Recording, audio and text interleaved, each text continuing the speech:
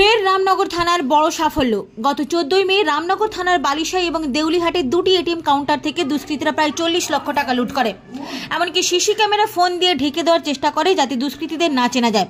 তার ঠিক 2 মাস পরে হুগলির পান্ডুয়া থেকে দুজনকে আটক করল রামনগর থানার পুলিশ। আমিন গনি ও দ্বিতীয়জন শাহরুখ, এদের বাড়ি হরিয়ানা রাজ্যের সাহুন জেলার বাসিন্দা। দুজনকে পুলিশি হেফাজতে নিয়ে জিজ্ঞাসাবাদ চালাচ্ছে রামনগর থানার পুলিশ।